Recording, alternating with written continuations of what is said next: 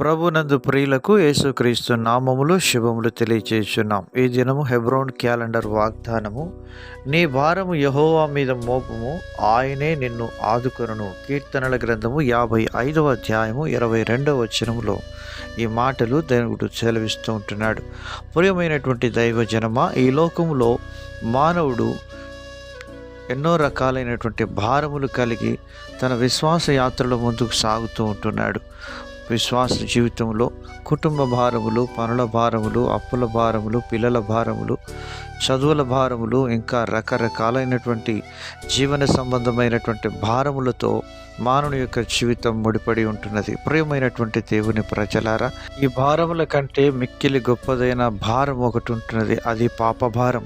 ఈ పాప భారం ప్రతి మానవుని పట్టి పీడిస్తూ ఉన్నది. అందునే బట్టి మానవుడి యొక్క జీవితంలో నిజమైన శాంతిని, సమాధానాన్ని పొందుకోలేకపోతున్నాడు.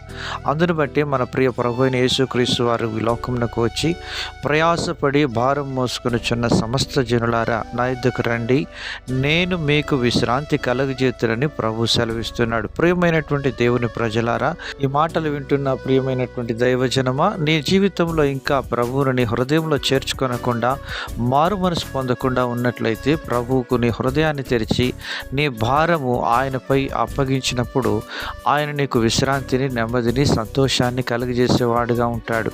ప్రియమైనటువంటి దేవుని ప్రజలారా, లోక పాపమును మోసుకొని పోయే దేవుని గొర్రెపిల్లగా మన రక్షకుడైన యేసుక్రీస్తు ప్రభు వారి లోకానికి వచ్చి సర్వలోక పాప భారం కొరకై ఆయన శిలువలో ప్రాణం అర్పించి తిరిగి లేచిన వాడుగా ఉంటున్నాడు.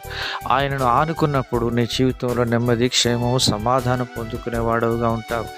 సామెతల గ్రంథం 16:3 అంటాడు, నీ పనుల భారం యెహోవా మీద మోపము, అప్పుడు నీ ఉద్దేశములు సఫలమగునని మరి గ్రంథకర్త రాస్తూ ఉంటున్నాడు. ప్రియమైనటువంటి దేవుని ప్రజలారా, నీకున్నటువంటి పనులు ఎటువంటివైనా, ఎంత భారమైనప్పటికీ అవి ప్రభువుకు అప్పగించినప్పుడు ప్రభు వాటి పట్ల నీకు కృప చూపించి నీ పనులను సఫలం చేసేవాడుగా ఉంటున్నాడు. అలాగున నీ జీవితంలో దీవించబడాలి అంటే 37వ దావీదు కీర్తనలో, నీ మార్గమును యెహోవాకు అప్పగింపుము, నీవు ఆయన నమ్ముకొనుము, ఆయన నీ కార్యమును నెరవేర్చునని ప్రభు సెలవిస్తున్నాడు. ప్రియమైనటువంటి దేవుని ప్రజలారా, నీకున్న భారము, కష్టము ఎంత భారమైనప్పటికీ ఆయనపై మోపినప్పుడు నీకు కృపను, నెమ్మదిని అనుగ్రహించి దేవుడు ఉన్నత దిశలో నేను నడిపించి నీ ప్రాణమునకు నెమ్మదిని, సమాధానమును కలిగజేసి నిన్ను ఉన్నత స్థితిలో దేవుడు నిలబెట్టాలని కోరుతున్నాడు. అలాగున ప్రభు నీ జీవితంలో సహాయం చేసి నడిపించునుగాక.